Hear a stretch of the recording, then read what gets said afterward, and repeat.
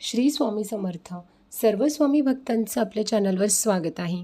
मैत्रिणींनो, उद्या आहे मंगळवार, म्हणजेच हरतालिका व्रत आहे. तर अनेक स्त्रियांना असा प्रश्न पडतो की या दिवशी कोणत्या रंगाची साडी नेसावी, पूजेची योग्य पद्धत काय आहे, उपवास करावा, उपवासाला काय खावं. आता मी तुम्हाला सगळं सविस्तर आणि अगदी सोप्या शब्दात सांगणार आहे. हरतालिका व्रत हे फक्त उपवास नसतं, तर हा एक स्त्री शक्तीचा उत्सवसुद्धा मानला जातो. देवी पार्वतीने शंकर भगवानांना पती म्हणून मिळवण्यासाठी कठोर तप केले होते.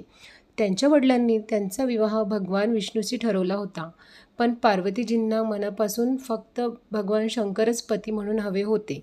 म्हणून त्यांनी काय केलं, आपल्या मैत्रिणींसोबत दाट जंगलामध्ये जाऊन निर्जला उपवास केला. त्यांनी दिवसभर पाणी न पिता, अन्न न घेता, फक्त मनोभावाने, अगदी मनाने भगवान शंकराची आराधना केली.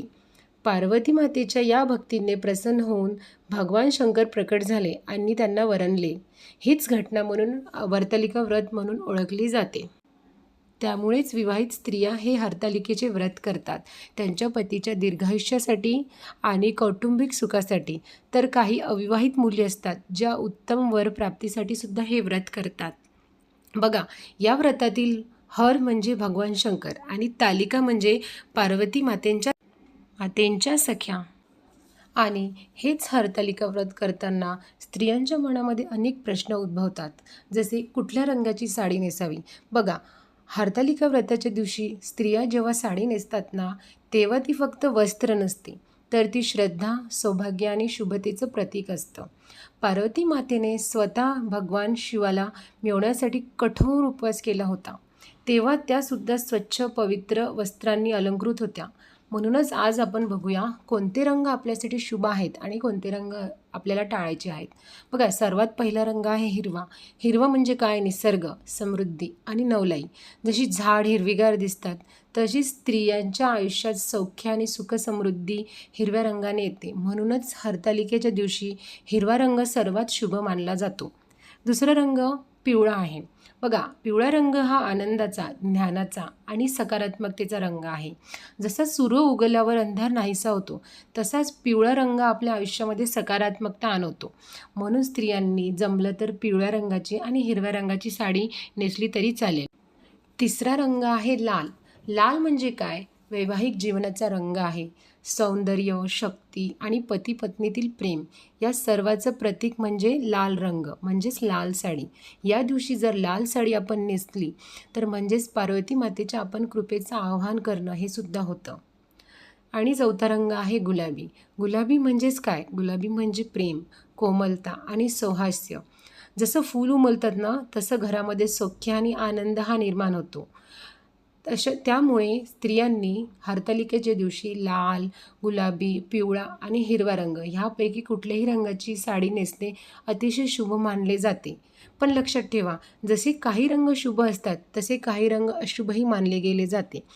तसेच बघा, अशुभ रंग आहे ते तुम्ही चुकूनही त्या दिवशी घालायचे नाही आहे. पहिला रंग कुठला? काळा. हा रंग दुःख आणि अंधाराचं प्रतीक आहे.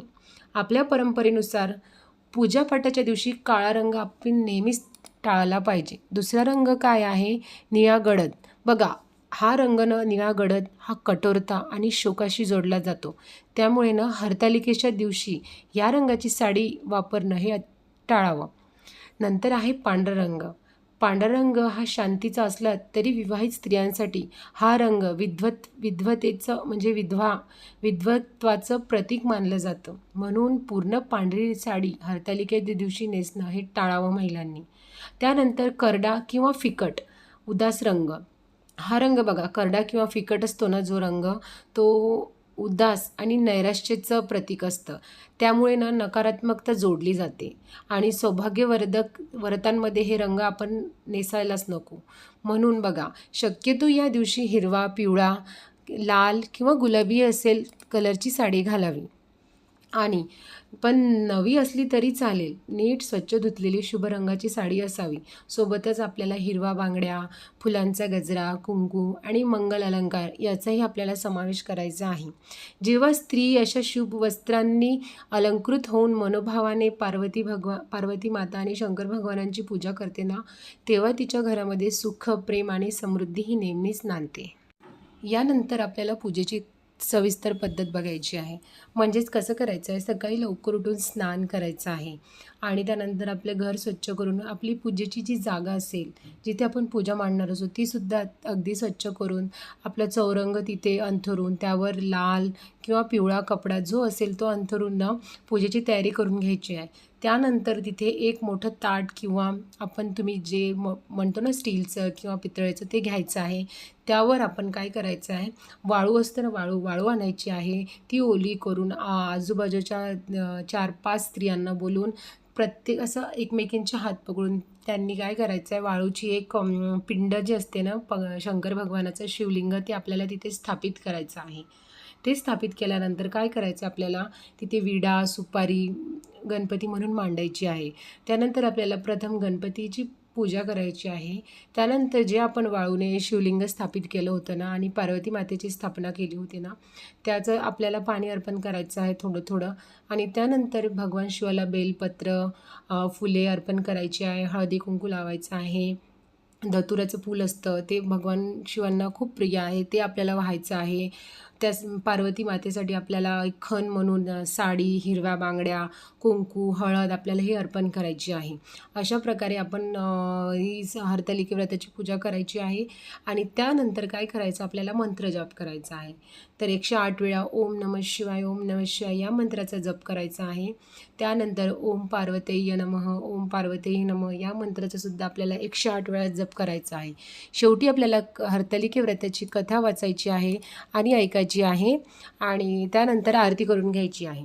बघा, या दिवशी ना स्त्रिया निर्जला उपवास करतात. म्हणजेच काय, तर दिवसभर अन्न पाणी न घेता अगदी भक्तिभावाने उपवास करतात. पण ज्यांना आरोग्याच्या समस्या असतील किंवा ज्यांना काही कारणास्तव जे आजारी असतील, ज्यांना गोळ्या वगैरे घ्यायच्या असेल, मेडिकल चालू असेल, तर त्यांनी काय करायचं आहे, त्यांनी फळाहार केला तरी चालेल, फळाहार घ्यायचा आहे. आणि या दिवशी ना रात्री जागरण करतात स्त्रिया एकमेकींच्या घरी. शक्यतोवर कोणी कॉलनीमध्ये लेडीज ज्या स्त्रिया असतात त्या मोठी पूजा करतात, एकत्र मांडतात किंवा ते सेपरेट स्वतःच्या घरीसुद्धा करतात आणि एकत्रसुद्धा पूजा मांडतात आणि रात्री ते जागरण करतात. जागरण करणे हे अत्यंत शुभ मानले जाते. भगवान शंकराची कथा, भजन, कीर्तन रात्रभर जागून जर आपण जागरण केलं तर खूप छान वाटतं, प्रसन्न अगदी वाटतं. आणि अशा प्रकारे आपण हरतालिका व्रताची पूजा करायची आहे. पण बघा, ह्या दिवशी आपल्याला काय करायचं आहे, काय टाळायचं आहे. बघा, आपल्याला ना आपलं मन, वाणी आणि आचरण हे नेहमी शुद्ध ठेवायचं आहे. याच दिवशी काय, नेहमी आपल्याला आपलं मन, आचरण आणि आचरण शुद्ध ठेवायचं आहे. प्रामाणिकपणे शंकर भगवान आणि पार्वती मातेच्या मंत्राचा जप करायचा आहे. पती पत्नीने जर या दिवशी एकत्र प्रार्थना केली तर ती अत्यंत फलदायी ठरते. या दिवशी बघा काय टाळायचं आहे, वाद आपल्याला टाळायचा आहे, भांडण, कटुवाणी, कोणाचे मन दुखवायचे नाही आहे. आपल्याला काळा रंग आणि उदास रंगाचे कपडे घालायचे नाही आहे. मांसाहार आणि मद्यपान तर ठीक आहे, आपण करतच नाही, ते सुद्धा टाळायचं आहे. तर बघा, अशी होती ही हरतालिका व्रताची पूजेची मांडणी. कुठला रंग आपल्याला घालायचा आहे, पूजा कशी करायची आहे आणि काय करायची आहे.